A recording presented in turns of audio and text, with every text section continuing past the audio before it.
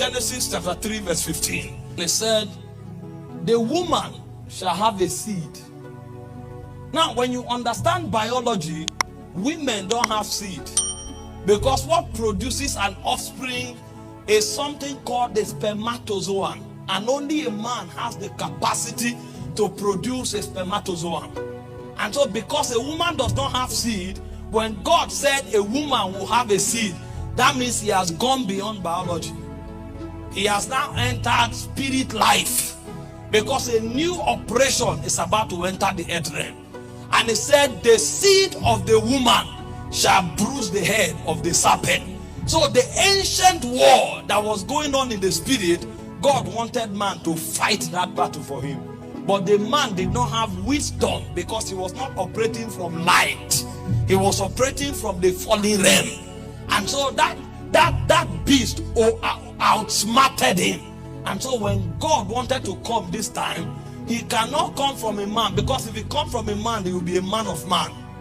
And so the only way God can come is to escape into the womb of a woman and come out as the seed of God. And so he became a man of God. The word man of God is not a preacher. The word man of God means that which is born of God.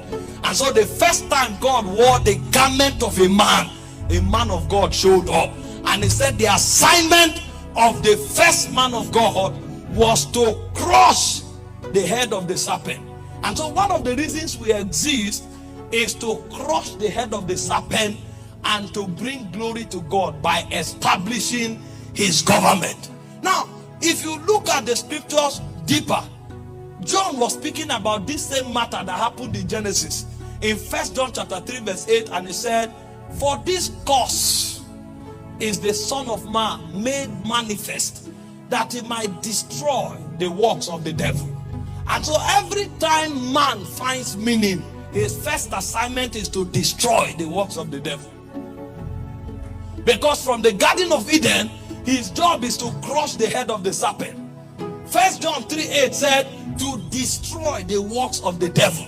And so when the devil now knew that the assignment of man is to crush his government, he began to search every man that comes on the face of the earth. And so he discovered the first man after Adam was called Cain.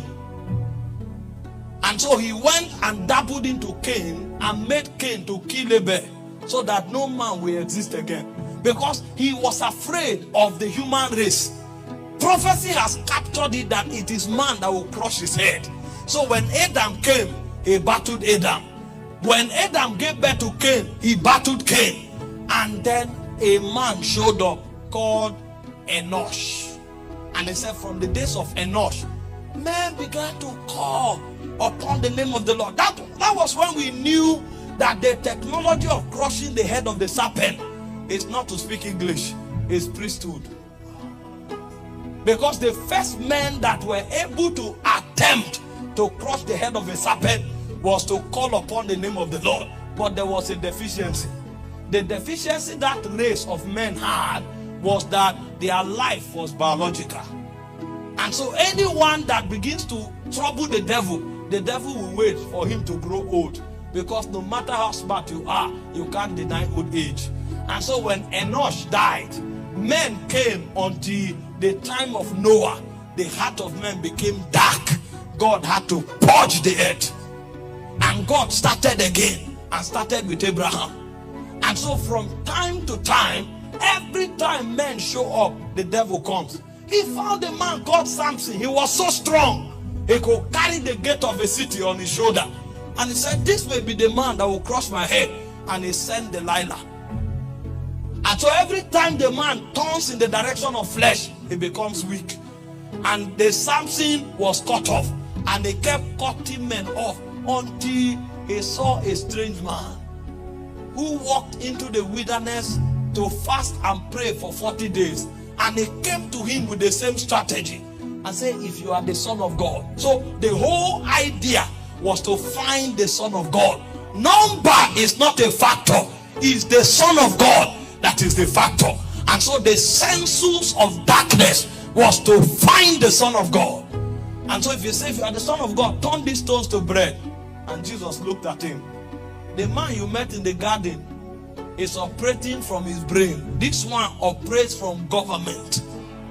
And he says, it's not about who can turn stone to bread. It's about who can stay in obedience. And he said, man shall not live by bread alone. Adam didn't know. That's why he rushed after an apple. He said, man shall live by every word that proceeds from the mouth of God. And so the devil began to battle him. When he saw that his deception could not bring him down, he now said, there is one thing no man can escape. It's called death. So he plotted for him to die. Meanwhile, according to the algorithm of the divine, they routed their wisdom through that which the princes in darkness can never understand. So the gateway to crush the head of the devil was actually not to sit on a throne. It was to die on a cross. And so the Bible said, if the princes of this world had known, they would not have crucified the Lord of glory. And so when they crucified him, it was actually crushing their head.